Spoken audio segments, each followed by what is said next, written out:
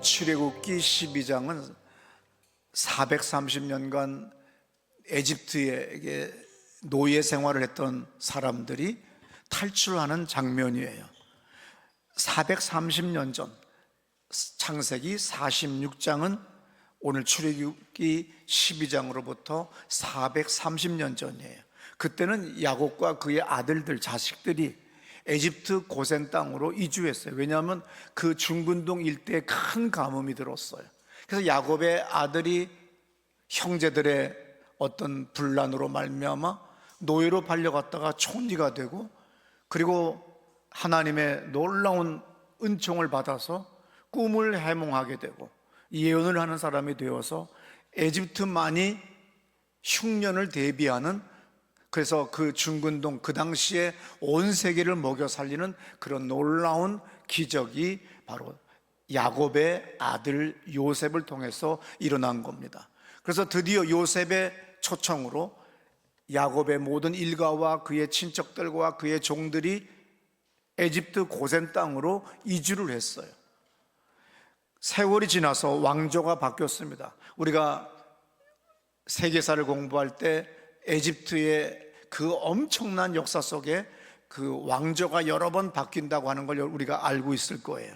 왕조가 바뀌고 당연히 왕이 바뀌니까 이전에 요셉의 공로는 당연히 잊어버릴 수밖에 없고, 이스라엘 백성들은 다 노예의 수준으로 전락이 됐고 고된 노예의 삶을 살게 됩니다. 그래서 이 이스라엘 백성들이 하나님께 부르짖어 기도했더니 출애굽기 3장 7절에서 하나님께서 그 음성을 들으시는 장면이 있어요. 들어보시겠어요? 여호와께서 이르시되 내가 애굽에 있는 내 백성의 고통을 분명히 보고 그들이 그들의 감독자로 말미암아 부르짖음을 듣고 그 근심을 알고. 이런 말씀이 두세 군데 나오는데 하나님은 보고 듣고 안다 그랬습니다. 여러분들이 근심하는 거, 고통스러운 거 다 아세요. 이왕이면 예수의 이름으로 하나님 아버지 앞에 기도하는 기도로 승화시켜 보세요. 그럼 그 고통이 빨라집니다. 저도 설교한 지가 45년이 됐어요. 중등부 교사, 고등부 교사, 전도사, 청년부 전도사, 청년대학부 목사, 그리고 여기까지 왔는데 45년 걸렸어요. 45년 동안 설교했는데 토요일이 되면 몸살이 나요. 지금도 아파요. 그래서 계속 끙끙거려 혼자서. 그래서 이제는 주일날 와이셔츠 입기도 싫고 넥타이 매기도 싫어요. 그래서 할 수 없이 저도 이렇게 목폴라 입고 나옵니다. 2개 입었어요. 근데도 추워요. 거기 속에 속내 입었어요. 유니클로. 그것도 기모 들어간 거. 그 속에 또 러닝사스 입었어요. 근데 추워요. 근데 끙끙거리면 뭘 해요? 그래, 내가 가서 예배 시간에 가서 통성 기도할 때 그냥 귀신을 쫓아버리겠다. 그러고서 나와가지고 이제 기도하면 또 이렇게 목소리 맑게 합니다. 그러나 예배 전까지는 계속 목소리도 안 나오고 힘도 없고 판피린 가져와라, 아니면 타이레놀이라도 찾아와라. 그래서 막 먹고 막 나가는 영적 전쟁이에요. 교회에 나오려고 하면 항상 어려움이 있어요. 하나님의 사람은, 자녀들은 의롭게 살려고 하면 항상 핍박이 있고 고난이 있어요.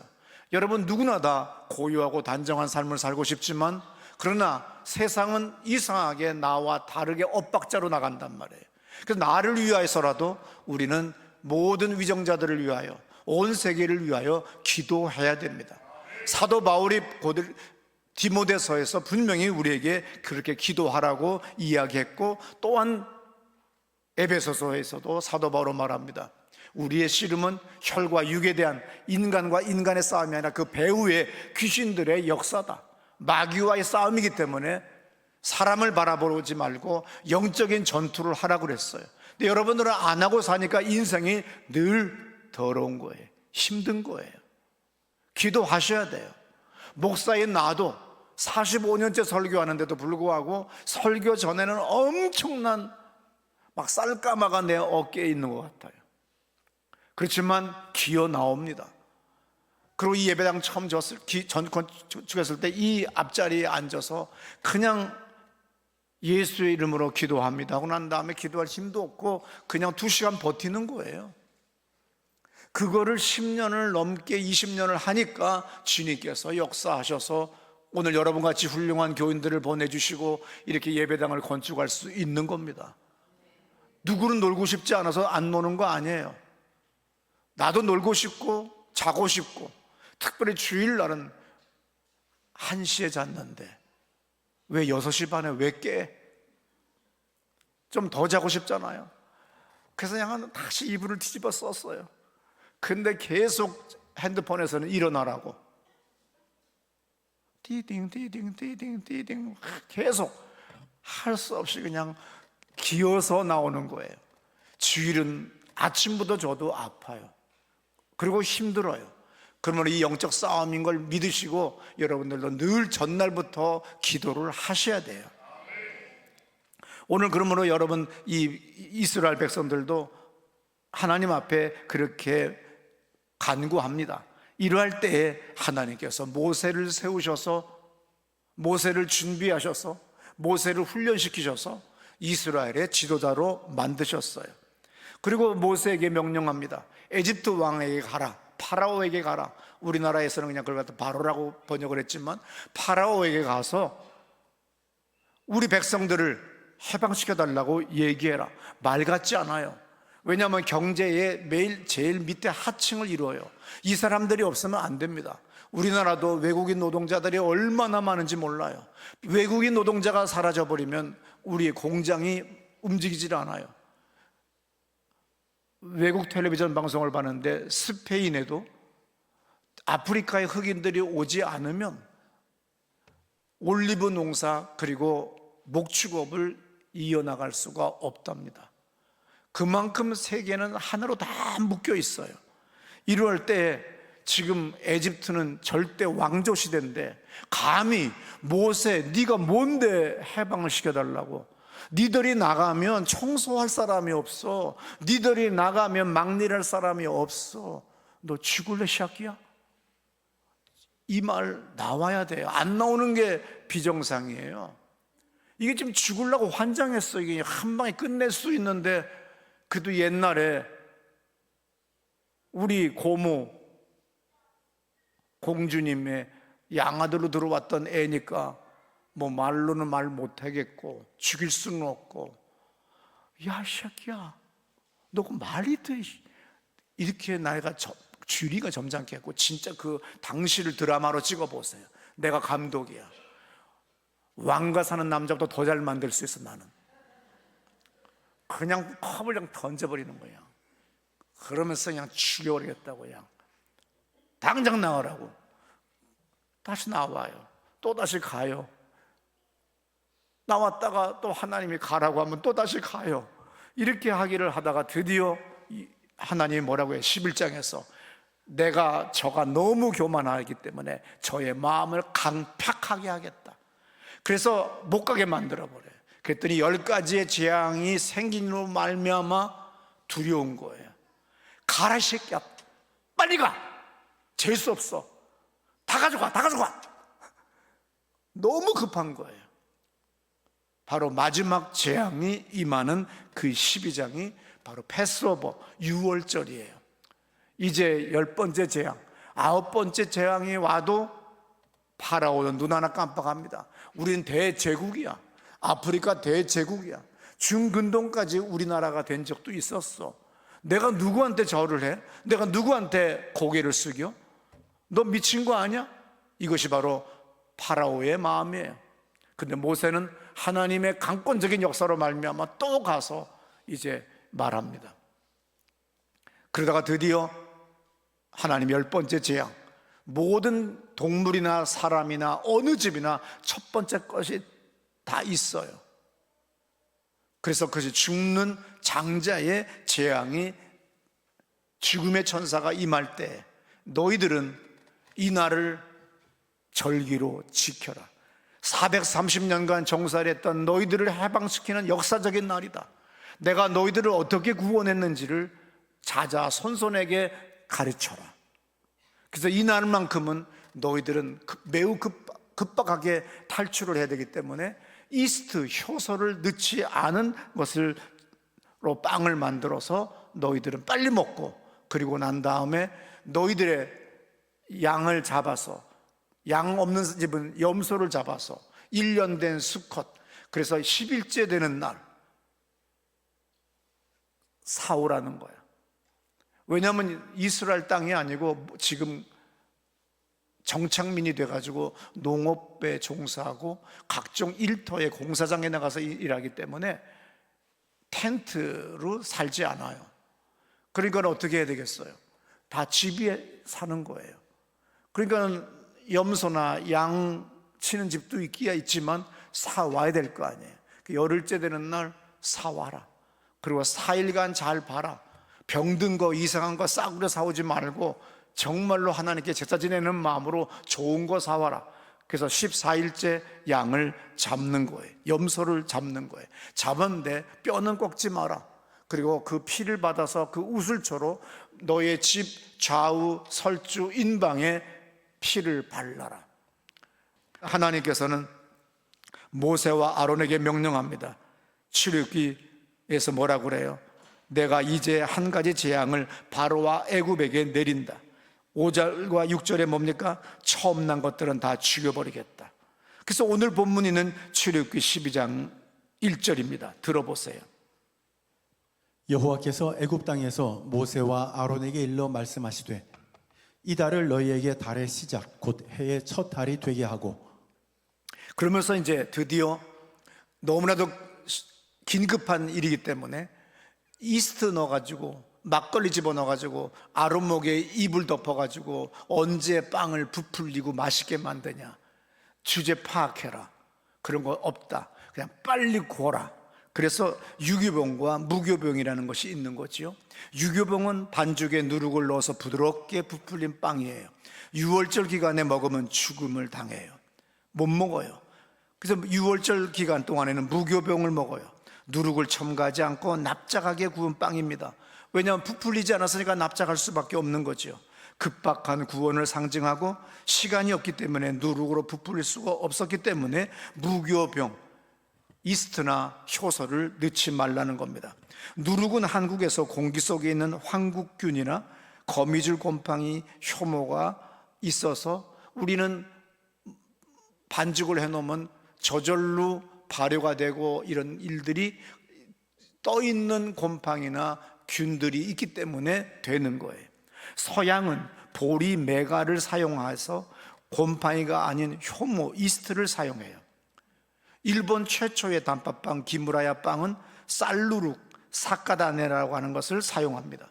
이 기무라야라고 하는 사람이 1874년에 처음 제조해서 일본 황실에 납품을 해요. 아무쪼록 6월절에는 이스트, 효소, 효모 넣지 말아라. 이스라엘에 7대 절기가 있는데 봄의 절기는 6월절, 무교절, 초실절, 칠칠절이에요.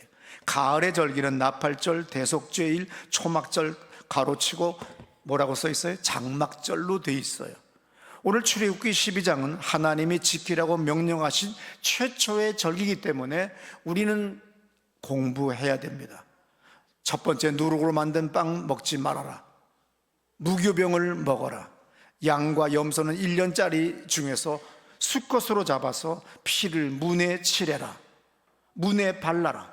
출애굽기 12장 7절부터 10절은 아주 중요하기 때문에 다시 한번 들어보세요.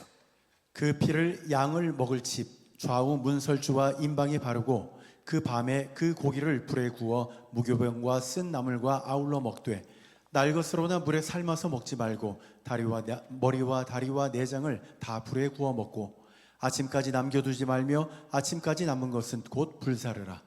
예, 이스라엘의 하나님이 지키라고 하신 7개의 모든 절기 중에서 봄절기 4가지는 예수를 통해서 성취가 됐어요.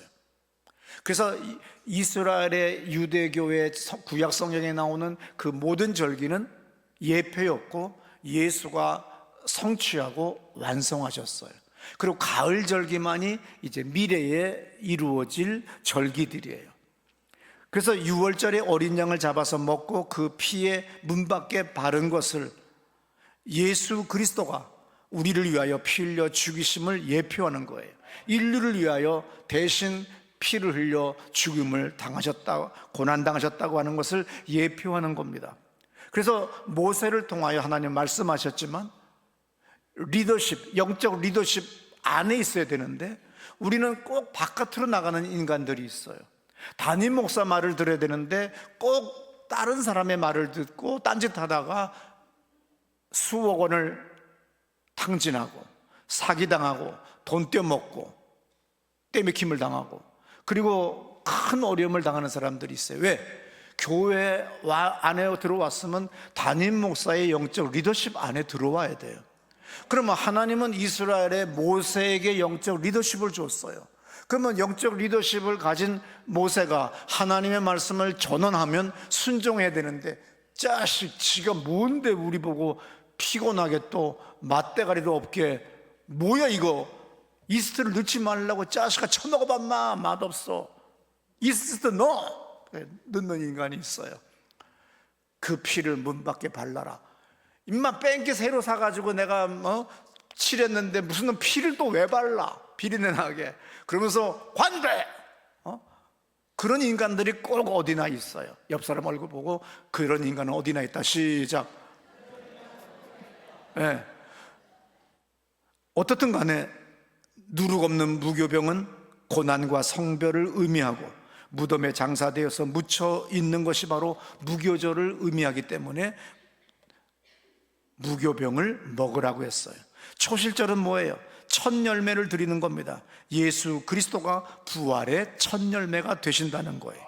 칠칠절날, 다음날 오순절 성령 강림에서 교회가 탄생하고 영혼 추수의 시작이 예표가 바로 칠칠절, 구약에서 하나님이 지키라고 하는 절기였던 거예요. 이 봄절기 4개는 아까도 말씀드렸어요. 예수를 통해서 이미 이루어졌습니다. 근데 오늘날 많은 사람들이 지식이 많이 있지만 편향적인 지식을 가지고 있어요. 착각들을 하고 있어요. 이걸 뭐라고 하냐면 알고리즘 지식이라고 그래요. 편향적 지식이에요.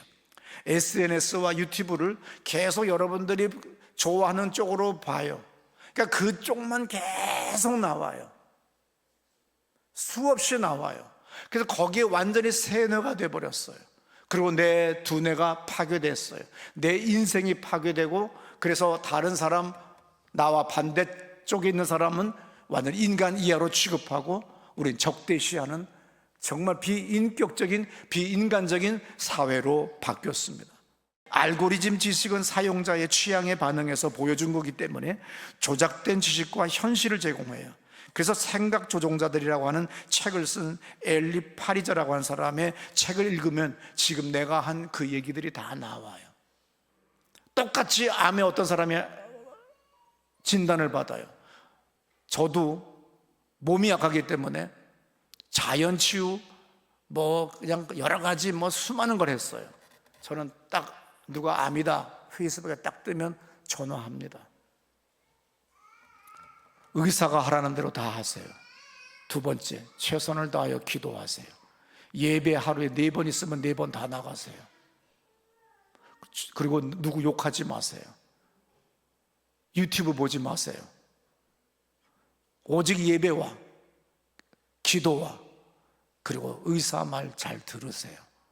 그리고 맑고 깨끗한 물 마시고 좋은 마음 가지세요. 나는 소위 건강 다이제스트라고 하는 잡지서부터 시작해서 지금까지 건강에 대한 책은 계속 구독하고 보고 있어요.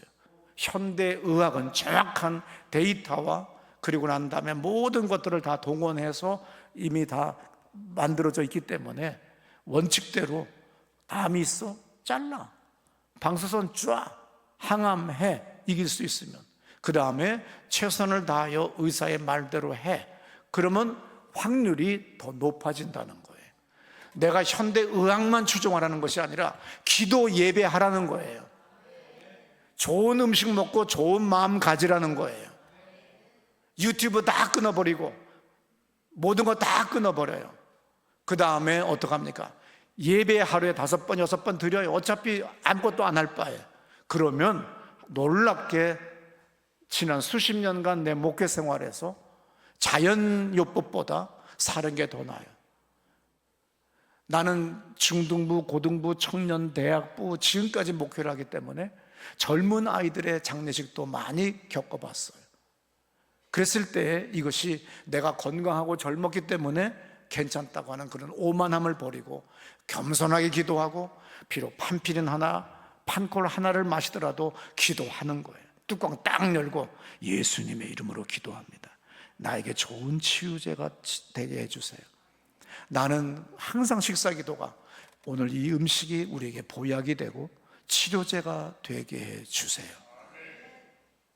이렇게 겸손하게 살면 역사가 일어납니다. 아무쪼록 신앙생활은 영적 생활입니다. 눈에 보이지 않아요. 기록되어진 말씀을 믿고 시인하면 놀라운 역사가 일어나요. 아니 이 성경책이 뭔데, 기록되어진 말씀이 뭔데 하지만 로마서 10장 17절 다 같이 새 옥타브 올려서 읽습니다. 그러므로 믿음은 들음에서 나며, 들음은 그리스도의 말씀으로 예, 믿음은 들음에서 난다 그랬어요. 들음은 그리스도의 말씀으로 말미암아. 옛날에는 성경책이 많지 않아요. 그래서 회당에서 회당장이 두루마기 성경을 펴놓고 크게 낭독합니다. 그러면 듣는 것이 유일한 거예요. 여러분 듣고 읽으세요. 그러면 어느 날 그 말씀이 성령으로 말미암아 나에게 불같이 바람같이 임해요. 그리고 놀랍게 치유의 능력으로 나타나고 놀라운 초자연적인 역사가 내 삶의 전 영역에서 나타나는 걸 믿으시기 바랍니다. 그래서 믿음은 들어야 돼요. 읽어야 돼요. 어떤 말씀? 그리스도의 말씀이에요. 예수님은 그분의 사역에서 항상 초자연적인 역사가 일어날 때마다 어떤 사람에게 초자연적인 역사가 일어납니까? 그 믿음을 먼저 보시고 그 사람에게 역사가 일어났어요. 오늘 이것도 저것도 아무것도 할 수 없을 때 오직 주님의 도움 외에는 오해는 없을 때, 내가 저 태평양 망망대해 무인도 섬에 간신히 표류했는데 맹장염이야, 아니면 어떤 큰 병이야. 그런데 그때 기도하면 주님은 역사하세요. 근데 오늘 약방이 다 넘쳐나고 병원이 넘쳐나는 이 대한민국에서 맹장염인데 그렇게 큰 믿음도 없으면서 괜히 남편 맹장배 붙잡고 3일 동안 안 갔다가 맹장이 터져서 복막염으로 죽은 장례식 내가 치른 적이 있어요. 병원에 가세요. 종합병원도 이제 맹장 수술 안 해요. 동네 병원 가라요. 1급 병원에서 이제 맹장 수술하지 않아요. 누구나 외과 의사의 기초가 맹장 띄는 거잖아요. 마태복음 9장 22절에 뭐라고 써 있어요? 다 같이 읽습니다. 예수께서 돌이켜 그를 보시며 이르시되 딸이 안심하라. 네 믿음이 너를 구원하였다. 믿음이 나를 구원해요. 믿음이 너를 구원해요. 마가복음 10장 52절입니다. 예수께서 이르시되 가라, 내 믿음이 너를 예, 구원하였다. 예수님 말씀하자. 네 믿음이 너를 구원한다. 믿음 있는 사람에게 역사하세요. 기도하는 사람, 예배드리는 사람에게 역사하세요. 놀고 앉았던 인간이 어쩌다가 힘들 때 와서 기도해봐야 별 볼 일 없어요. 더 많이 회개하고 더 많이 기도해야 돼요. 누가복음 7장 50절입니다. 다 같이 읽습니다. 예수께서 여자에게 이르시되 내 믿음이 너를 구원하였으니 평안히 가라 하시니라. 예, 너의 믿음이 너를 구원했다.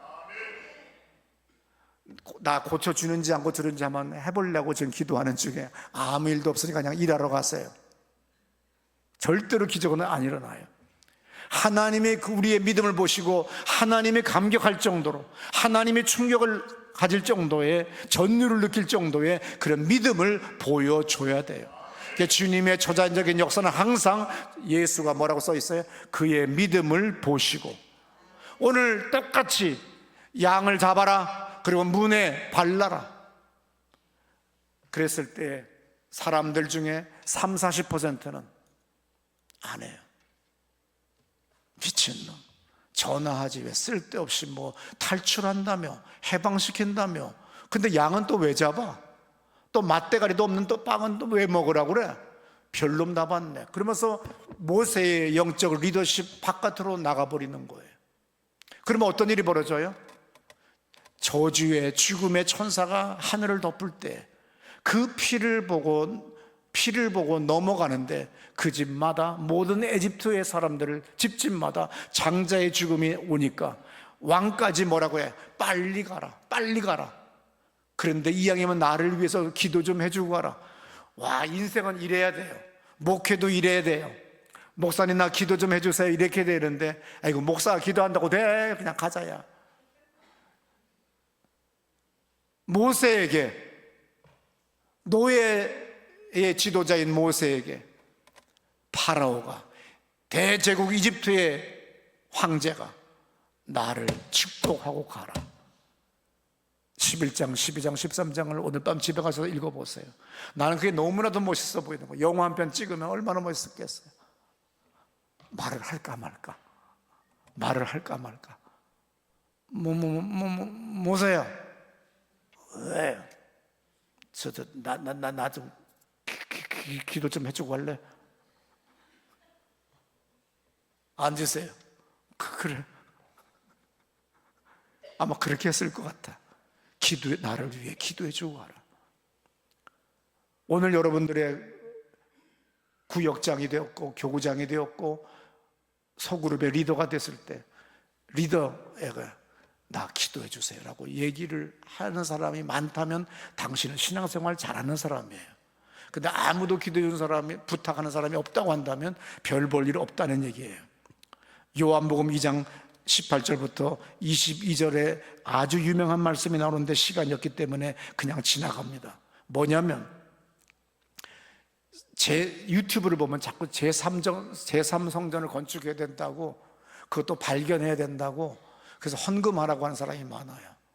근데 주님은 철저하게 이스라엘이 성전을 건축하면 다 파괴시켜 버렸어요. 돌 위에 돌 하나 남기지 않도록 파괴했어요. 왜냐하면 예수님이 바로 내가 성전이다, 너희들이 바로 성전이다. 주님이 오늘 우리 안에 거하시는 거다. 특정 지역, 특정 땅, 특정 건물에 있는 것 아니다. 이거 성전 아니다. 예배당 건축물이다.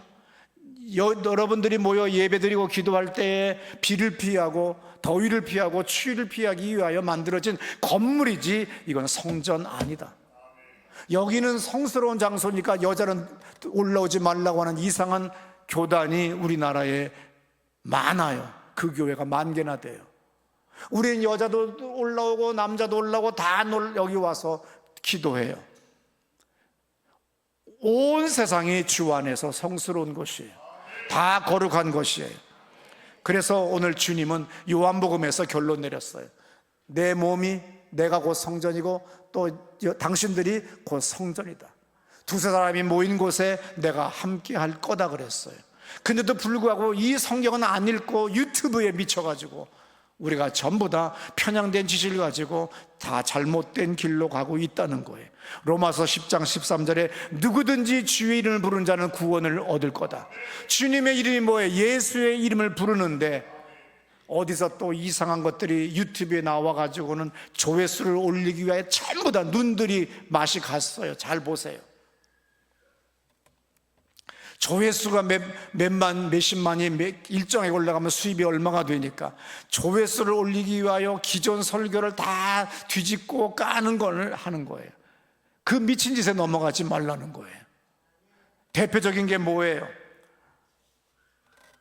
예수가 아니라는 거예요. 히브리 성경 새로 번역했다.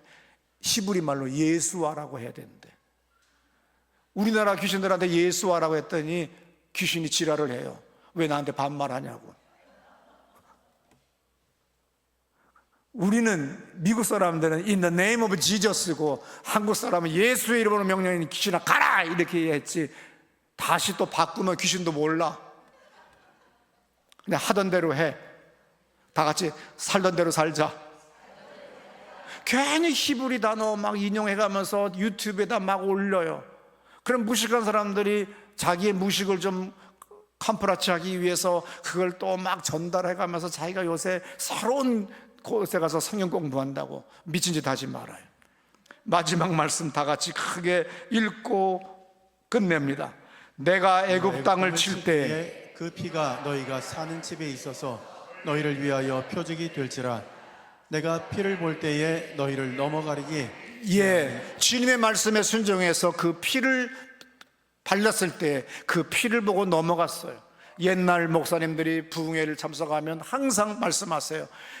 여러분 예수의 피가 있습니까? 그러면 막 아줌마들이 뭔지 모르지만 아멘 아멘 하는데, 예수의 피가 나 본 적도 없고 냄새 맡아본 적도 없고, 아니 어떻게 예수의 피가 왜 있어?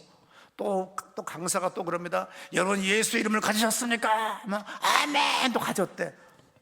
나 신분증 안 받았는데, 증명서 없는데. 와 미치겠네 정말. 옛날은 왜 이렇게 그렇게 무식하게 가르쳤는지 몰라요. 내가 나중에 젊은 청년들을 가르치느라고 이제 논리적인 사고를 가져야 되잖아요. 예수의 이름을 믿으면 하나님은 우리를 예수의 이름을 가졌다고 인정해 주시는 거예요. 나는 그 옛날 예수가 피가 있냐? 예수가 피 흘려 죽어서 피를 아무리 다 빼도 한 바퀴스가 안 나오는데, 지금까지 죽은 사람은, 예수 믿고 죽은 사람은 수십억인데 이마에다가 한 바늘씩 다 발라줘도 한 바퀴스 가지고는 모자르는데, 이게 예수의 피가 왜 있어? 이게 정말 20살 저의 엄청난 고민이었었습니다. 그런데 주님이 오늘 기록된 말씀에 예수의 이름을 부른 자는 구원을 얻을 것이며, 예수가 나를 위하여 죽으심을 인정하고 고백할 때, 그리고 그의 이름을 부를 때 천지를 창조한 창조주 그분이 우리에게 예수의 피가 있다고 인정해 주시는 거예요. 그리고 나의 자녀라고 인정해 주시는 거예요. 이것이 바로 믿음의 세계인데, 이 믿음의 세계는 내가 이것을 말씀을 믿고 시인하고 고백하고 선포하고 기도할 때 여러분에게 일어나는 걸 믿으시기 바랍니다.